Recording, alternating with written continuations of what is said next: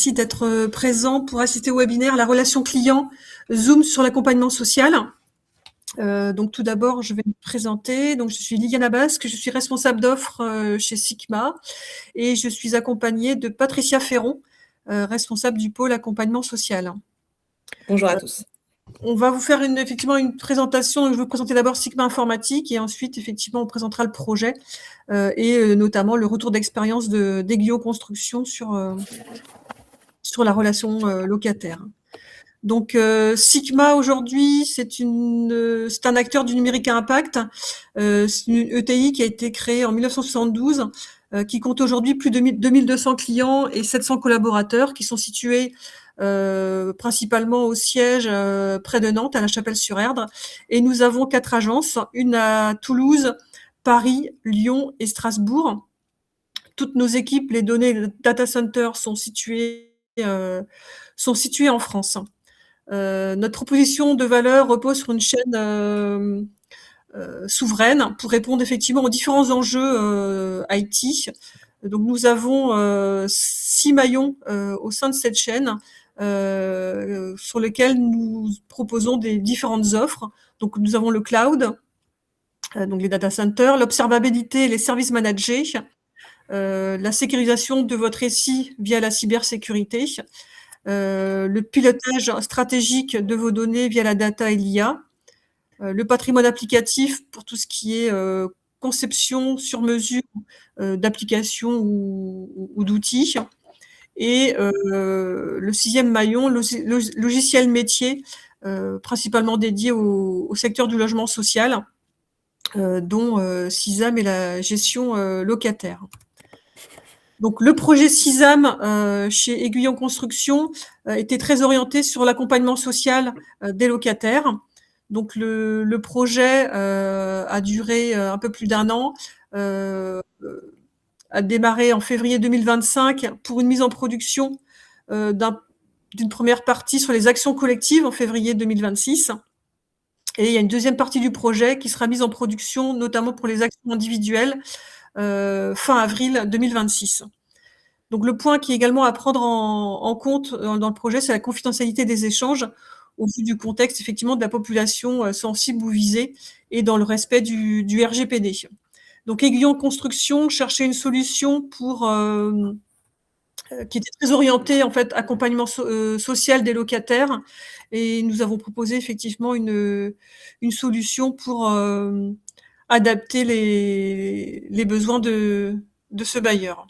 Donc, je vais laisser la parole à Patricia Ferron. Donc, Aiguillon Construction, effectivement, est une ESH implantée dans l'Ouest, constructeur et gestionnaire de logements sociaux sur 4 départements, donc le Finistère, le Morbihan, la Loire-Atlantique et l'Ille-et-Vilaine. La gouvernance est aujourd'hui assurée par Mireille Massot, présidente, et Thierry Evon, directeur général. Ce sont 315 collaborateurs qui œuvrent au quotidien pour la gestion d'environ 19 900 logements et le bien-être de 36 500 occupants. Donc, les différentes activités d'Aiguillon Construction.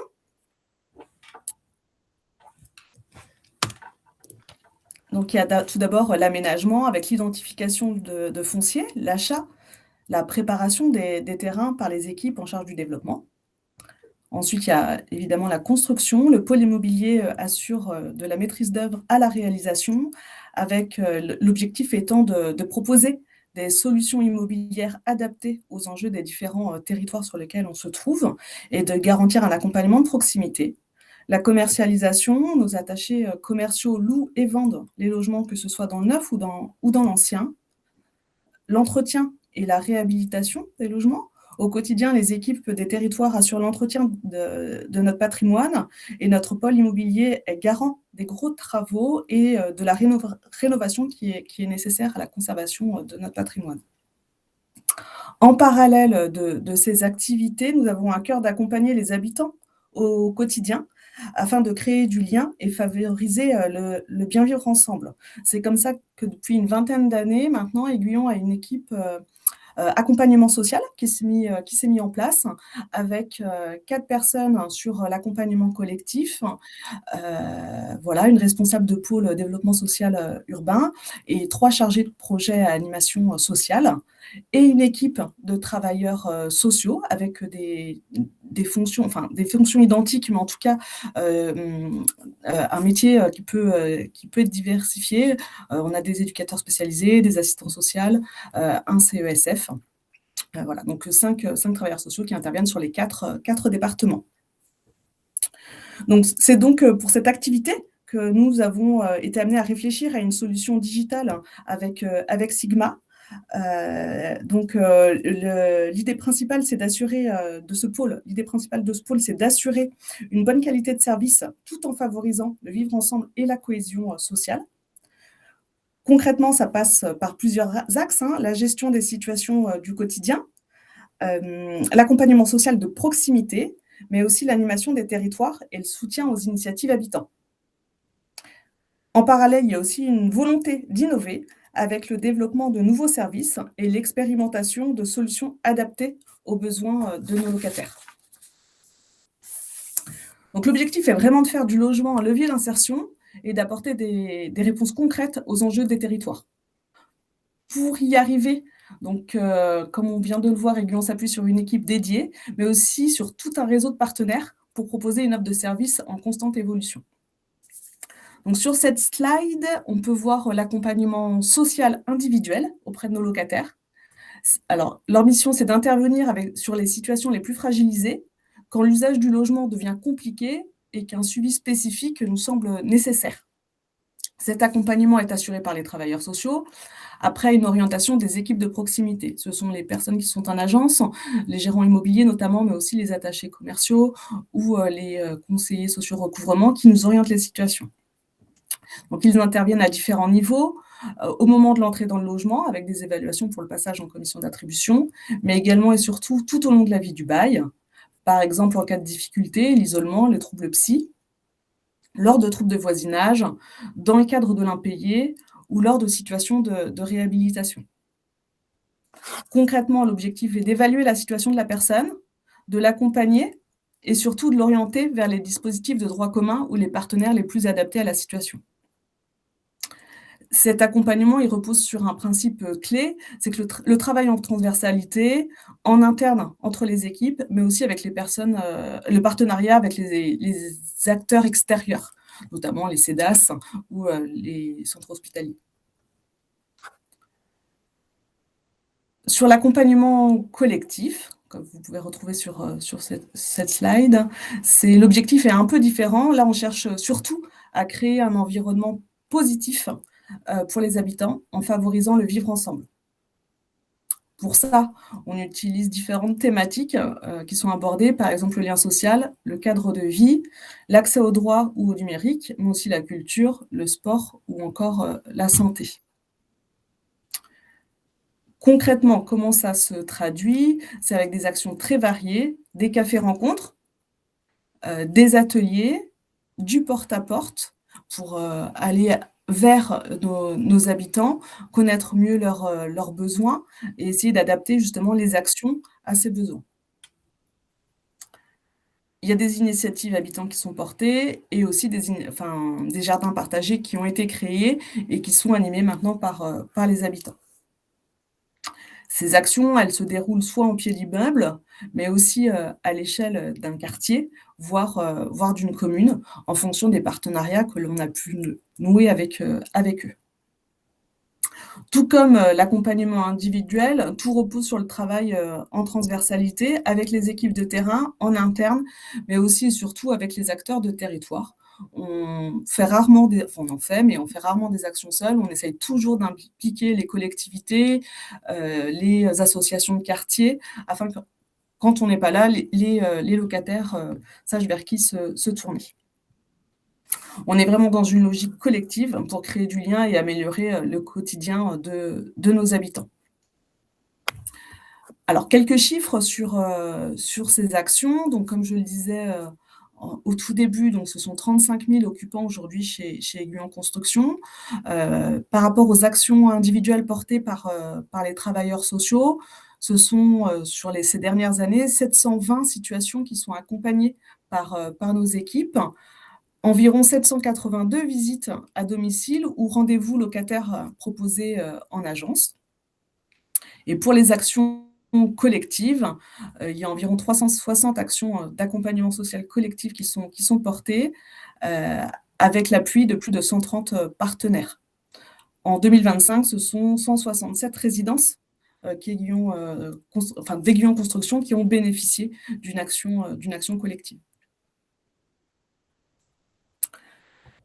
Donc c'est dans ce cadre-là que du coup on a effectivement sollicité, on a fait un appel d'offres, hein, et ensuite on a retenu Sigma. C'était de se dire que notre mode de fonctionnement avec l'équipe qu'on avait devenait compliqué. Comment on gérait auparavant et encore aujourd'hui pour l'accompagnement individuel, puisque c'est pas mis en production, mais on recueillait énormément d'informations. On voulait suivre et effectivement on a des indicateurs depuis maintenant de nombreuses années, et donc toute cette récolte elle se faisait par le biais de tableaux, par voilà, des outils qui sont un peu désuets aujourd'hui. On avait une arborescence sur notre serveur pour chaque situation individuelle, mais qui nous imposait aussi, dans le cadre de la RGPD, de faire régulièrement, de regarder les documents qu'on avait, faire du tri, archiver et ensuite détruire. Donc, des documents qui nous prenaient énormément de temps. Et ça, pour l'accompagnement individuel. De la même manière, pour l'accompagnement collectif, on avait aussi des éléments différents. Donc, les équipes passaient beaucoup de temps à remplir ces éléments chaque mois.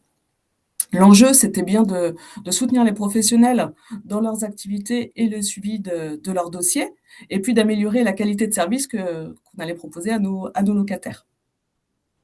Donc, le besoin, on s'est vite tourné effectivement sur une solution logicielle fiable, performante et professionnelle.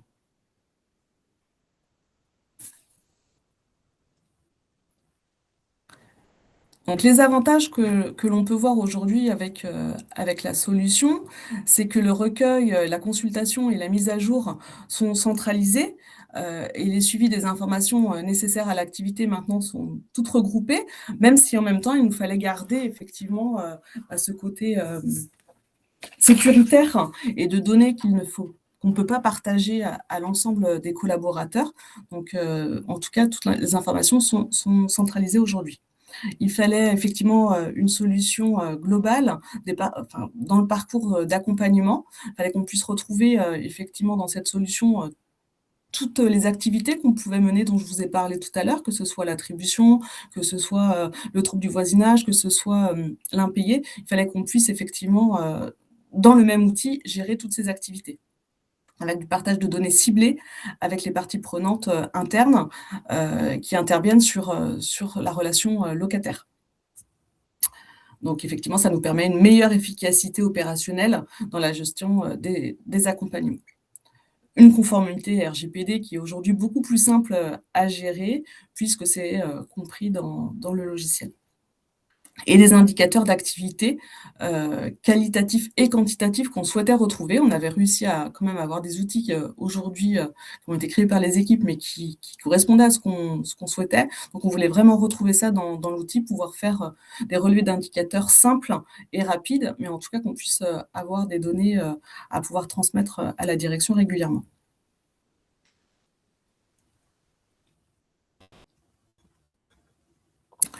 Donc, les bénéfices de cette collaboration, c'est le partage de nos expertises. Effectivement, Sigma, pour le logement social, avait déjà une grande expérience, donc c'était de se servir de ça, mais en même temps de vraiment l'adapter à l'accompagnement social. Donc, ça a nécessité vraiment un partage d'expérience et un partage d'expertise qui nous a pris un peu de temps au départ, mais qui était nécessaire pour vraiment créer un outil sur mesure. La modernisation de nos pratiques et des procédures de travail avec cet outil, c'est vraiment un gain de temps et un outil qui est assez simple d'utilisation et surtout beaucoup plus adapté à nos modes de travail actuels. La valorisation des métiers et de l'accompagnement social au sein d'Aiguillon, et puis une solution réfléchie et adaptée à nos besoins. Effectivement, il y a eu une grande écoute et une agilité qui a été portée. Donc ce qui reste, à venir, hein, les étapes, qui restent à faire, c'est de poursuivre le déploiement des solutions dédiées à l'accompagnement, collectif. Aujourd'hui, c'est en marche depuis début mars, donc les équipes, s'en emparent progressivement. Tout le monde aujourd'hui a été, formé, donc on rentre progressivement les informations au fil de l'eau, mais on essaye aussi, on se dit qu'on va rattraper ce qu'on a depuis le début de l'année pour pouvoir avoir des indicateurs fiables sur l'année 2026.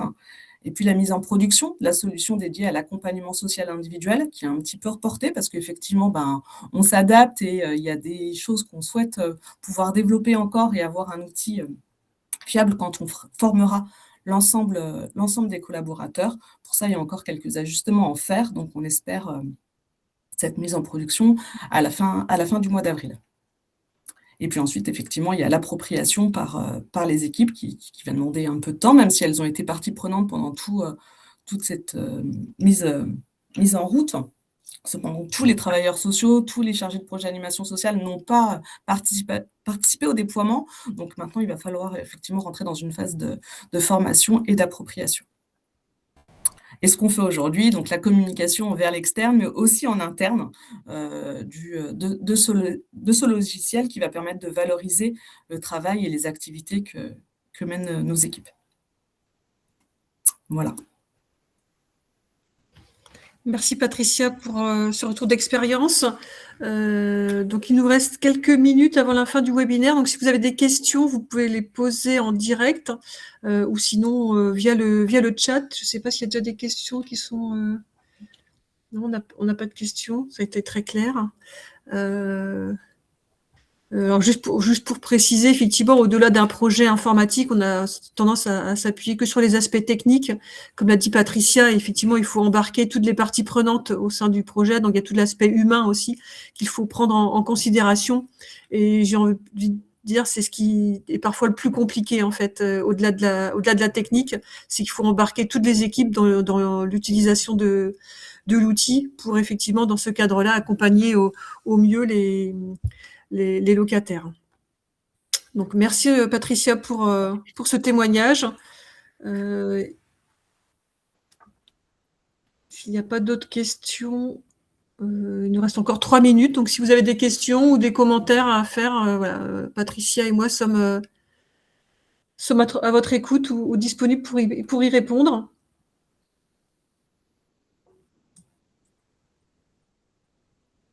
Non, a priori, ça a été très clair parce qu'on n'a pas de questions, pas de remarques ni de commentaires, mais à part effectivement un commentaire comme quoi c'était très clair. Donc, merci pour votre participation et puis je vous souhaite une bonne fin d'après-midi.